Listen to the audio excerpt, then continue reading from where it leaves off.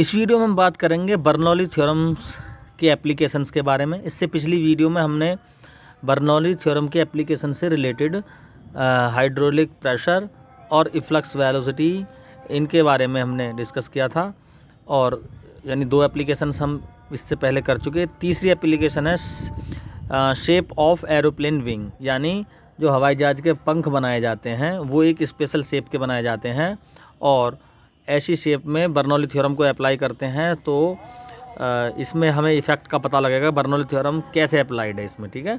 और चौथी एप्लीकेशन इसी वीडियो में बात करेंगे हम मैग्नस इफेक्ट के बारे में, यानी जब क्रिकेट का इस बॉल कैसे हवा में ही अपनी डायरेक्शन चेंज करता है, और जैसे ही वो टब्बा खाता है गेंद पर तो कैसे स्पिन करती है बॉल, ठीक है। क्रिकेट में अक्सर देखते हैं हम, जैसे कोई स्पिनर किसी बल्लेबाज को बॉल करता है तो वो स्पिन कराता है अपनी बॉल को, यानी बॉल जैसे ही टब्बा खाती है धरती पे, ज़मीन पे, तो वो उसको ये पता नहीं रहता कि बल्लेबाज चकमा जाता है कि वो किधर जाएगी टब्बा खा के, ठीक है, चकमा खा जाता है बैट्समैन। तो ये हम इसी बर्नौली थ्योरम पे ही बेस्ड है ये। जैसी बर्नौली थ्योरम आप अप्लाई करेंगे तो ये इफ़ेक्ट पता लगेगा हमें, ठीक है। तो सबसे पहले हम बात करेंगे शेप ऑफ एरोप्लेन्स विंग, यानी हवाई जहाज़ के जो पंख होते हैं एक स्पेशल शेप के बनाए जाते हैं। देखो पास्कल्स लॉ क्या कहता है कि जब कोई बॉडी किसी फ्लूइड में होती है तो चारों तरफ उस पर प्रेशर लगता है। तो ये हवा में है फिलहाल, तो हवा भी फ्लूइड है, तो P0 प्रेशर मैंने मान लिया इधर भी लगा हुआ है और नीचे से चारों तरफ से लगा हुआ है। ये मैंने 2 डायरेक्शन दिखाई हैं इसमें। और जब हवाई जहाज़ आगे को चलता है तो पंखड़ी भी आगे को चलती है ये इस तरह से, ठीक है। जब ये आगे को चलती है v वेलोसिटी से तो हवा दोनों साइड इस सरफेस से भी पीछे को चलेगी ऐसे, और इस सरफेस से भी इस तरह से हवा चलेगी। क्लियर? तो देखें ज़रा, जो नीचे वाली ये पंख के नीचे वाली जो सरफेस है इसकी डिस्टेंस इन दोनों पॉइंट्स के रेस्पेक्ट में इस पॉइंट की डिस्टेंस, ये लोअर सरफेस की डिस्टेंस कम है और अपर सरफेस की डिस्टेंस कुछ ज़्यादा है। तो उसी टाइम में, सेम टाइम में हवा को इस डिस्टेंस को कवर करने के लिए अपनी स्पीड बढ़ानी पड़ती है। तो ये v1 स्पीड मान लिया मैंने, और इस नीचे की सरफेस की जो एयर की वेलोसिटी है वो v2 मान लिया, क्योंकि जब हवाई जहाज़ आगे की तरफ चलेगा तो पंख इस तरह से चलेगा आगे की तरफ, तो हवा दोनों सरफेस पे पीछे की तरफ डायरेक्शन में चलेंगी। ये सरफेस की लंबाई ज़्यादा है तो यहाँ v1 वेलोसिटी ज़्यादा हो जाएगी। अब हमें पता है कि जो बर्नौली थ्योरम है वो है P + ½ ρv² कांस्टेंट होता है, ठीक है। यानी प्रेशर अगर ज़्यादा है तो वेलोसिटी कम, वेलोसिटी ज़्यादा है तो प्रेशर कम। तो हम यहाँ देखें ज़रा, देखो ये अपर सरफेस है, यहाँ पर लेंथ ज़्यादा है सरफेस की, तो इस लेंथ को कवर करने के लिए सेम टाइम में हवा को अपनी स्पीड बढ़ानी पड़ती है, यानी हवा ज़्यादा स्पीड से पीछे को चलती है इस पर ऊपर सरफेस पे। तो ये v1 की वेलोसिटी ज़्यादा है तो यहाँ P0 क्या हो गया, कम हो गया, यानी ये ऊपर से नीचे की तरफ वाला प्रेशर क्या होगा, ये डिक्रीज़ होगा। यानी जैसे जैसे हम हवाई जहाज़ की वेलोसिटी है ना, जैसे एरोप्लेन आगे को तेज चलेगा वैसे v1 की वेलोसिटी बढ़ेगी, और जैसे जैसे v1 बढ़ेगा वैसे वैसे P0 डिक्रीज़ होगा। यानी जो एरोप्लेन है उसका अपर सरफेस का जो ऊपर से नीचे की तरफ को जो प्रेशर एक्ट हो रहा है वो लगातार कम हो रहा है। किसके रेस्पेक्ट में, ये P0 के रेस्पेक्ट में। तो v1 की वेलोसिटी तो लगातार बढ़ रही है, लेकिन हालांकि v2 की भी बढ़ेगी, लेकिन इसके रेस्पेक्ट में इसकी कम बढ़ेगी।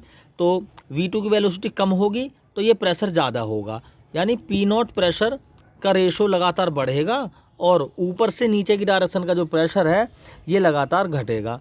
तो जब हवाई जहाज़ के सरफेस, अपर सरफेस का प्रेशर यानी ऊपर से नीचे की तरफ काम करने वाला ये प्रेशर लगातार कम होगा तो ये हवाई जहाज़ हायर स्पीड में अब ऊपर की तरफ को राइज़ करने लगेगा।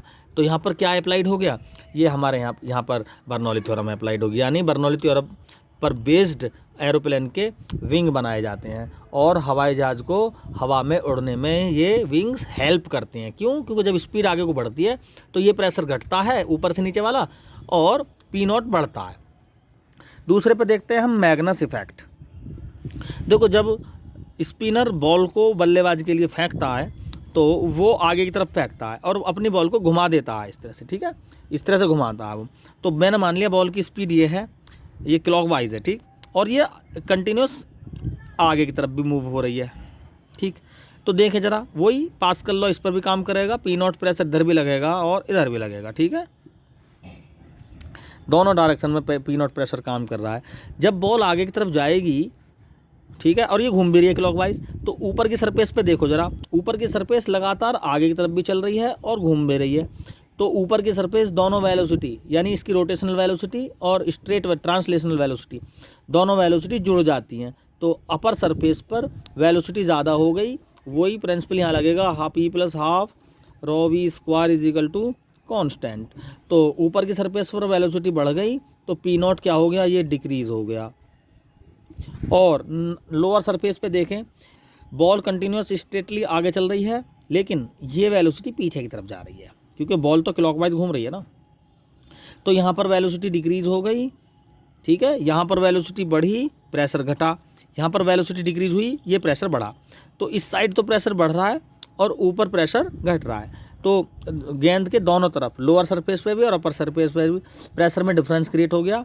और चूंकि इसमें प्रेशर में डिफरेंस क्रिएट हो गया, इसलिए बॉल हाई प्रेशर से लो प्रेशर की तरफ को इसमें एक उड़ने की टेंडेंसी आ जाएगी, यानी बॉल अपने सीधे रास्ते पर ना चल के हाई प्रेशर से लो प्रेशर की तरफ को ये बेंड हो जाएगी। और उसी बेंडिंग में जब ये अर्थ पर टब्बा खाएगी तो ये इसका डायरेक्शन जिस डायरेक्शन में स्ट्रेट चल रही थी उस डायरेक्शन में नहीं रहेगी, टब्बा खा के वो स्पिन हो जाएगी, ठीक है।